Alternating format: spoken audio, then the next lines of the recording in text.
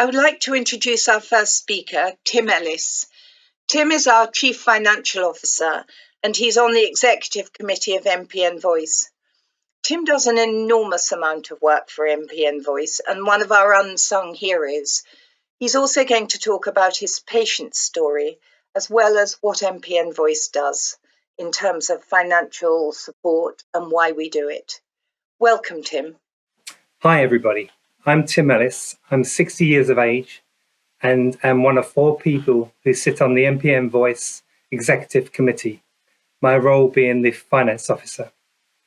For today, I have been asked, firstly, to provide my own personal experience in living with essential thrombocythemia and myelofibrosis, both more easily referred to by me as ET and MF, and to then explain a little bit about how I became involved with the MPN Voice, where I fit, and on the support we provide. So my journey begins back in 1989, when I was aged 29, having been married for a couple of years and with a healthy 1-year-old daughter. I was starting to feel tired and apathetic. Believing this to be a normal occurrence for such a change in lifestyle, I was shrugging this off and, like most would do, just carrying on. Fortunately for me, my older brother was not convinced, and as a rather unique Christmas present, brought me in for a private health assessment. The results revealed an elevated platelet count, so I was referred back to my GP, where after several further tests that included a bone marrow biopsy, was referred on again some 10 months later to St Bartholomew's Hospital in London. It was at St Bart's that a diagnosis of ET was confirmed, and with a platelet count in excess of 1.1 million, was quickly prescribed hydroxyurea. At the time of diagnosis, a platelet count in excess of 600,000 was considered as critical, a fact that I did not learn until my doctor managed to get mine to below this. I was, of course, naturally concerned about my condition, but particularly so given the close links it has with leukemia and the fact that my father died at St Bart's Hospital at the age of 48 from acute myeloid leukemia. After approximately 6 months, my platelet count reduced and stabilized at around the 350 level. Following on from this, other than the inconvenience of an 8-weekly checkup and the continuing hydroxyurea medication, I proceeded with a relatively normal and active life. 4 years lapsed, and with our daughter aged 5, we decided it was time we planned our second child. Realizing that hydroxyurea was not conducive to achieving this, I switched, after much deliberation, to interferon. This was not a pleasant change, and I experienced the typical flu-like symptoms, headaches, and aching muscles. I got through these side effects with the help of paracetamol, and after 6 months, continued as normal. Our second child, born in March '94, was a healthy boy, and again life continued as normal, or at least so it seemed. My interferon treatment lasted approximately 8 years and was terminated due to my experience with depression. Looking back over these years, I could now see what my wife had been telling me about the interferon side effects.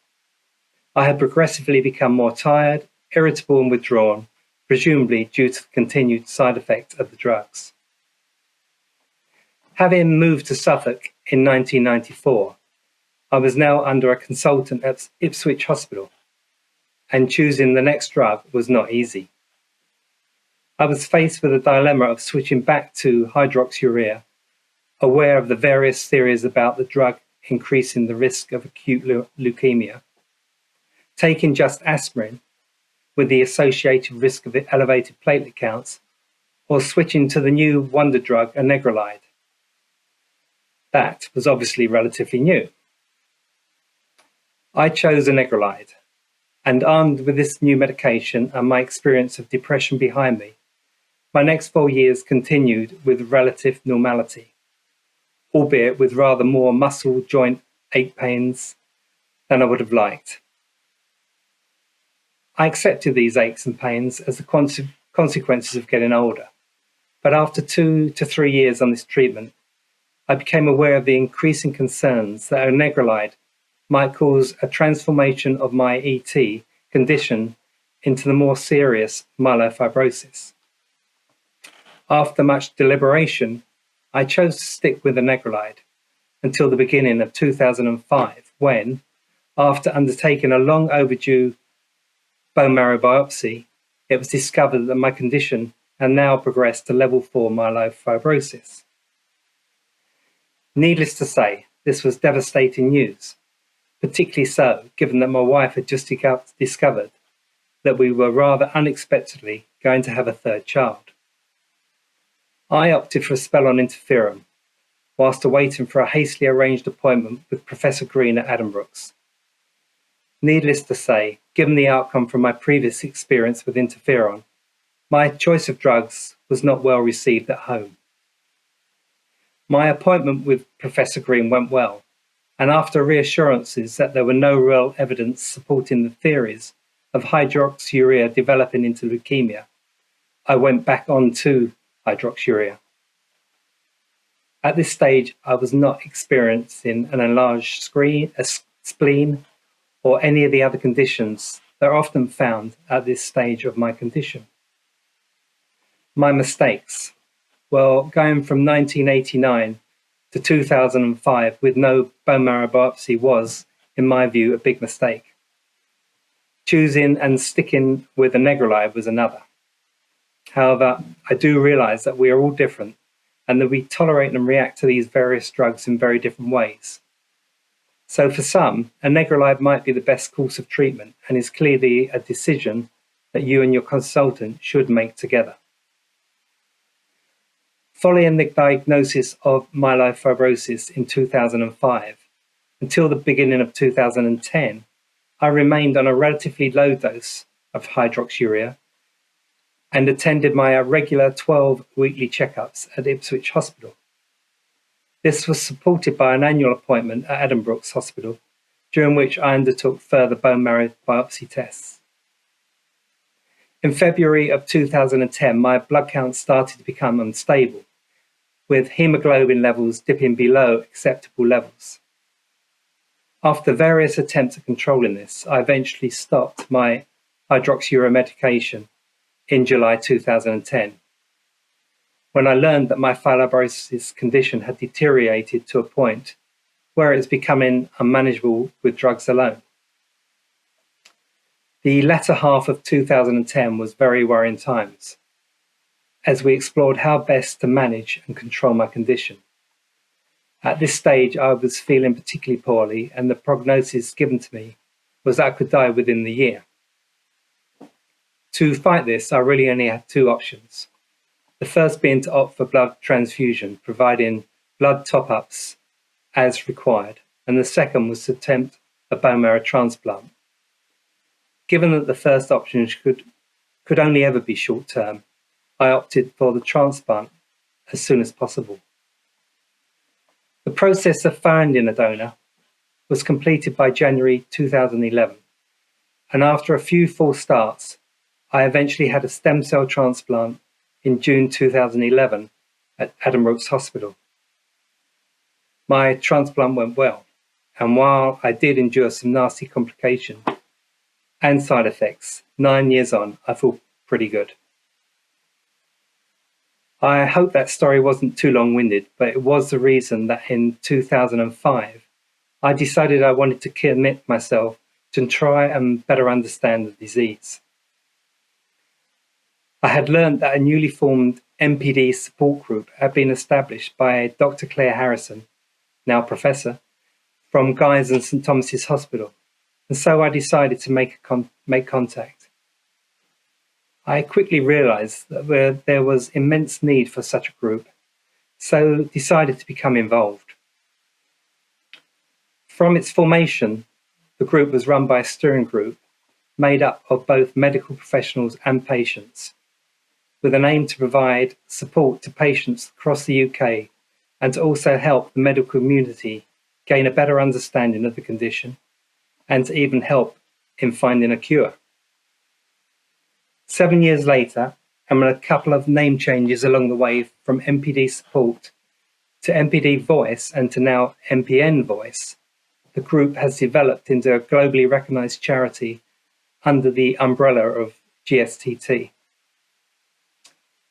The outset of COVID-19 at the start of the year led to an important change to the organised structure of the MPN Voice.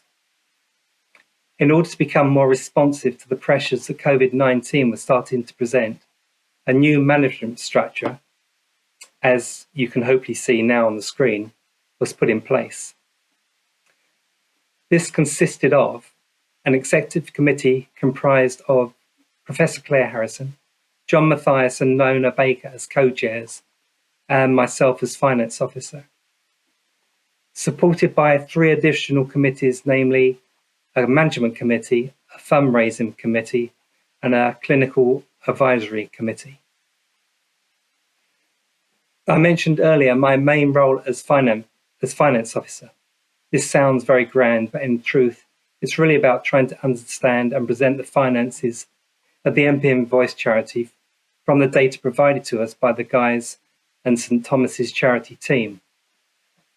This sounds as though it should be easy, but in reality it is not. Least of all because GSTT look after approximately 180 similar charities, with ours being probably in the top 10 of the most active. This leads on nicely with me providing you with a small insight into our finances.